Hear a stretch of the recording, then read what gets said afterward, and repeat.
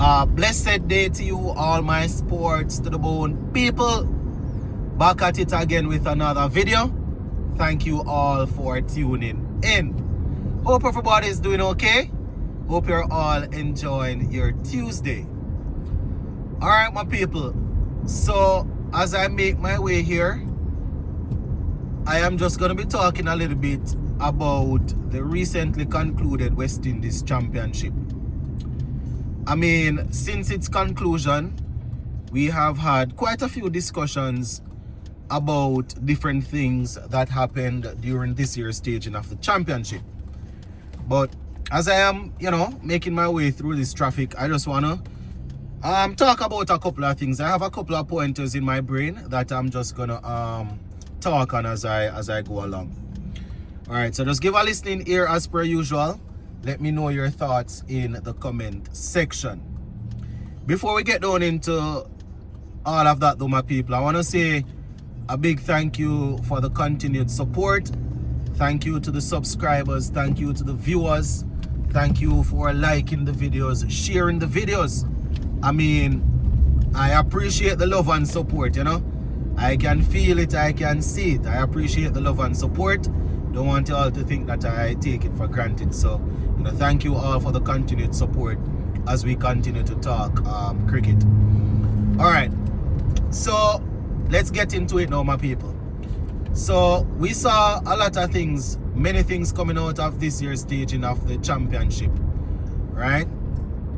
One of the things that we saw, something that is always coming, boy, I tell you, year after year, spinners dominating, right? Spinners dominating. I mean, we saw a good amount of medium pace bowlers coming through and doing their thing. Not only coming through, but performing well.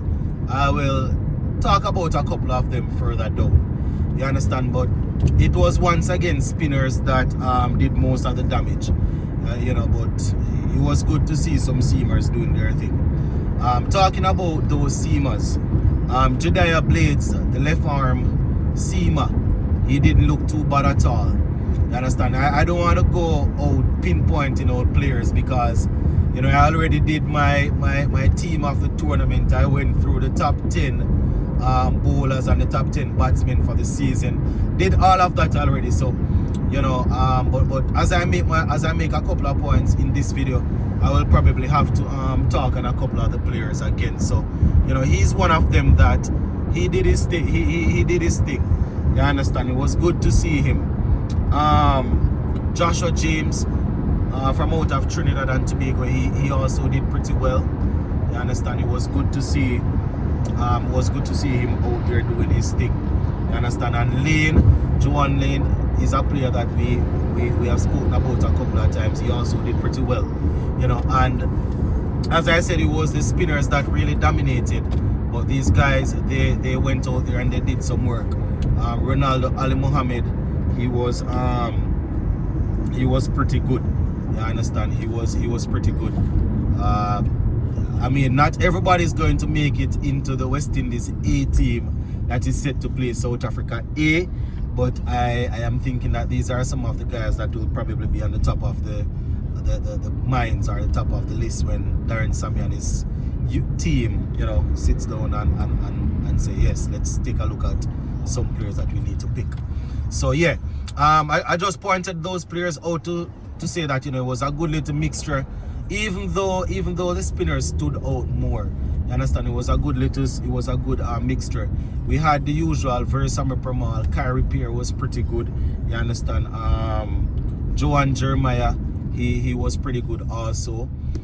So it's always good when we have these youngsters coming through. You understand? And doing their thing. Yeah, so that is it. It was a nice little mixture in terms of spin and seam bowling in this year's staging of the championship. Obviously, as I said, spin bowling dominated, but we still saw some seamers doing their thing. All right, the next thing, the pitches. We can probably connect the two. The pitches. This year, I can't answer that, boy. I'm going not the curators too much. You understand? Because we saw spinners getting something out of the pitch. while the seamers were still getting something. The batsmen were also getting something out of the pitch. You know, batsmen that stayed out there, applied themselves, they scored centuries. And that's the next thing that I probably want to talk about, centuries. You understand? We saw a good amount of centurions coming out of this year's staging of the championship. You understand? So spinners, they were pretty good on the pitch. Seamers did their thing, and we still saw batsmen going out there and scoring runs. So, you know, want to say shout out to the curators. Not gonna say that, you know, we still don't have things to improve upon, but it was good to see spinners getting joy, seamers getting joy, and batsmen, once they apply themselves, you know, they got some joy. It was good to see. It was good to see all of that. Yeah, you know, so shout out to those guys. The next thing that we need to talk about, the fact that we saw a lot of newcomers. When I say newcomers, I don't mean only their first season. You know, players that are not fully established. You know, it was good to see them coming through, scoring some centuries, you know, taking some wickets and stuff, because they couldn't ask for a better time to be coming through. You know, we are in a transition. I mean, it seems as if we're always in a transition phase when it comes on to our cricket, but you know, literally this time, because Darren Sammy is taking over, and you know, different ideas and all of them things coming into play. So we are happy that a few youngsters were able to go out there and play. You understand? So that's the next thing that I wanted to talk about, the amount of newcomers scoring the runs. You know, what am I saying? Jonathan Drakes, he scored a lot of runs. You know, I mean, Jason Mohammed, as we know, established player. You know, he got the most runs. But Jonathan Drakes got some runs. The youngster from Jamaica also got some runs. You know, bats in the middle order there. For some reason, his name is slipping me right now, but he was pretty good for Jamaica. You know, Joel Andrew also scored some runs. You know, the young wicketkeeper batsman. He's somebody that I think CWI will definitely want to invest in. You know, and the good thing about Joel Andrew, it seems as if he is adept to playing both form. Well, I can't even say both formats, because we have the 3 formats. You know, but both white ball and red ball. Seems as if he is not only willing but capable of playing the 2 formats. You know, so we are happy that he came through. Kevlin Anderson also looked pretty good. You know, Safari started out well also, but you know, sort of faded away a little bit. You know, but we are definitely happy to have seen some other players, and you know, we also saw some established players doing well. You know, the guys that we have mentioned before, the Da Silva and them guys. In terms of bowling, O'Shane Thomas, he wasn't too bad either. Didn't bowl a whole lot of overs, but you know, he was very I don't know if I should say dangerous, but you know, he picked up wickets whenever he bowled. So he's somebody that, you know, we hope he can continue to work on his fitness and get himself back to a level where we can depend on him in games at the highest level. You know, so yeah, those are just some talking points that I wanted to, you know, just highlight as I work my way through. You know, as I said earlier, we already discussed most of the things coming out of the championship. One thing that I didn't address I haven't addressed it just yet. The Headley Weeks series, I'm gonna have to look into it. I'm not too sure if, because they have the West Indies A versus South Africa A, it's something that they are not going to work with, or because they have the breakout T20 league. You know, usually, well, no, I can't say usually, it's not like it's been happening forever, but of late, we would see after the championship, they have the Headley versus Weeks tri-series, Headley Weeks tri-series. You know, they would have that going on. So I was looking forward to it coming into this season, but I haven't heard anything. You know, I know the breakout league will be starting pretty soon, and then they'll be preparing for that series, that West Indies A versus South Africa A series. So, you know, I'm probably gonna have to look into that to see exactly what's happening where that is concerned.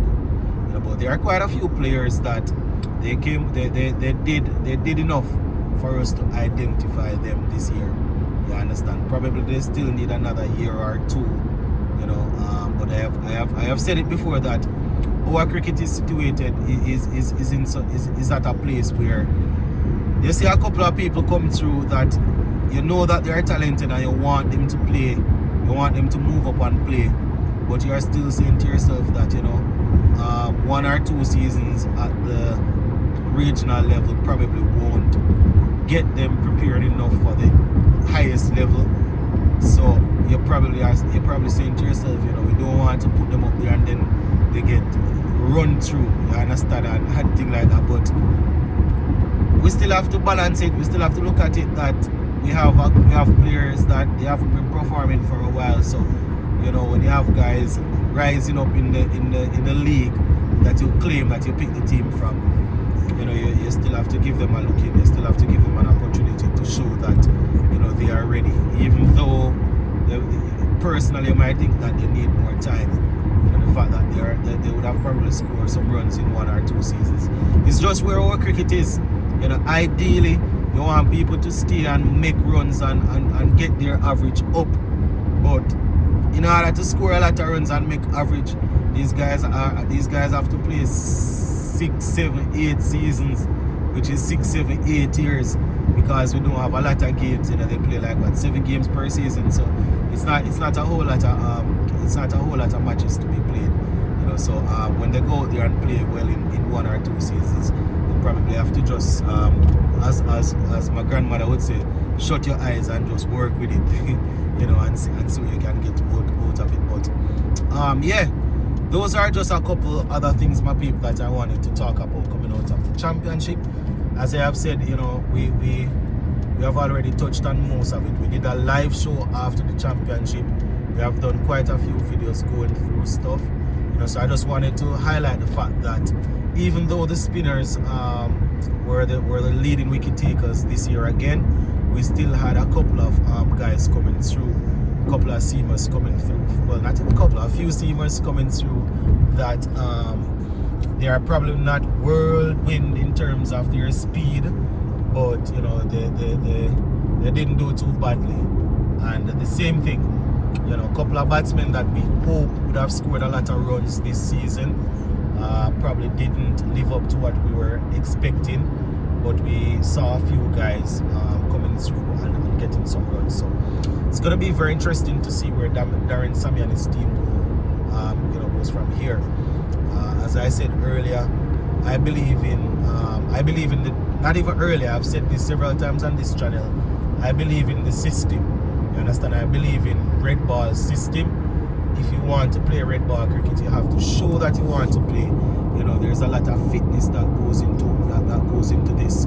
We know that we have players that we think they are so talented that they can just walk from T10 and T5 and walk in the test team and dominate. You understand? But I believe in people getting prepared for the next level. You understand? And the best way to do that, even though our system is not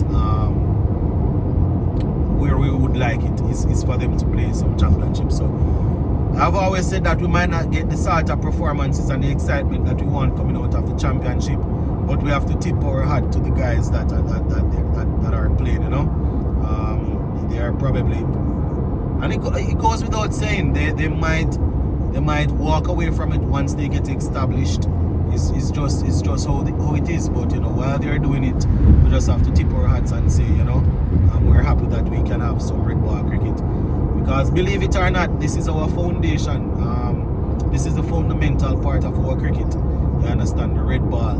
I mean, all the excitement is around T20 and T10 and them thing right now, but you know, we definitely want to see the red ball cricket continuing. So as we continue to support West Indies cricket, I'm just hoping that Similarly to how they saw it fit to bring in this breakout league, I'm hoping that they will find a way to extend the season.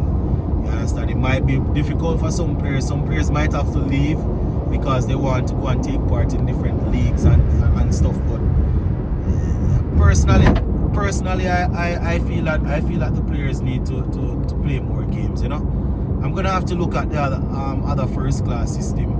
I'm gonna have to look at other teams and see how many games they play in there for the first class season. Because personally, I don't think that is enough. 7 games that are around 14 innings for the batsmen. I personally think they need more time. They need more. You understand? And especially when you know that it's not at the level that you want it, you probably need to get them to play more. You understand? That would probably help us in terms of not having the better players, you know, staying in the league for 6, 7, 8 years to get the experience before they can really start showing the talent. You know, it's really tough.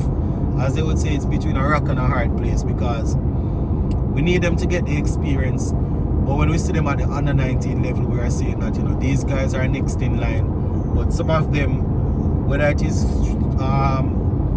because they decide to put down the game, or they're just not being selected and stuff like that, you know, demotivating. People have to go and find work to take care of their families. You know, there's a lot that goes into it. You understand? I am hoping that moving forward we won't have a case with the new board and the new coach and everybody in. I'm hoping that we won't have any case that like what we would have had in the past, where we have people scoring runs and scoring back-to-back centuries and stuff, and we hear people telling them that they have their eyes on them and they're doing well, and they're looking they're looking at them, and then boy, when the time comes, they just say, you know, they're going elsewhere. You know, them sort of things really will get players discouraged. So, you know, we're hoping that from an administrative standpoint, everything will be everything, as we like to say in the Caribbean. Everything will be everything. You know, everything will fall in place. It's only fair if you ask a man to do a job, you reward him. You understand? And we have seen in the past where people, they have consistently put out performances, but because a man sitting in their tie and suit might say, you know, this man might work better, or this man need to play because of this reason. Them things bring a lot of friction, you know. Them bring a lot of problems, you know. Because if you have 8 teams and you say, listen, this is what I want from all the players from all 8 teams, and then when you have 2 or 3 of them doing it well, and you decide to move the goalpost while the game is being played, or at the end you say, boy, you take a lot of shots in the butt, I want to tell you, say, you did offside. You know, it's not nice. I don't want to go back down in the past and start highlighting names and them stuff, but you know, generally speaking, it's not nice. It's not nice when you give people targets and you move the goalposts. You understand? And one of the things that I like about this Darren Samuel led, if you want to call it team, is the fact that they have said, listen, the players and the territorial boards, they will know what we want. They are probably not going to share it with the public, but you know, they are saying that the players know what they want if they want to play a particular role. You understand? So whatever the role is, they will know what is necessary. If they want to say, if they're looking for a number 3 or 4, they might say, listen, we need her to score over 500 runs. We need her to be averaging 60 and 70, whatever the case is. You understand? You know, we hope that it's a case like that, and you know, players can know that this is the target, this is what they're aiming for, and they don't just keep moving the goalposts as they go along. So that is definitely something that we need to look into. You know, and I am saying this to say, the reason I'm saying this, my people, is because, you know, we have seen it. You know, we have seen it, and they claim that it's a new page, it's a new everything. So this is something that has happened in the past, and when things like this happen, we lose supporters. You understand? Because if a man come from if they do it to a player from a particular country, then the people, they are not naive. They are going to start saying, then wait. How our players performing and you're not selecting them is a friend thing, is a country thing. You understand? So I'm just thinking that we need to be very, very careful when we do these sort of things. Just to make sure that we have everybody on our side, you know? Our cricket is at a place right now where we need all hands on deck. You understand? We need everybody on deck. So, yeah. Go and leave the reasoning right here, so for now, my people. As you can see, if you made if you made it to the end of the video, just let me know in the comment section. Just type it in the comment section that yes, you made it to the end of the video. Big up.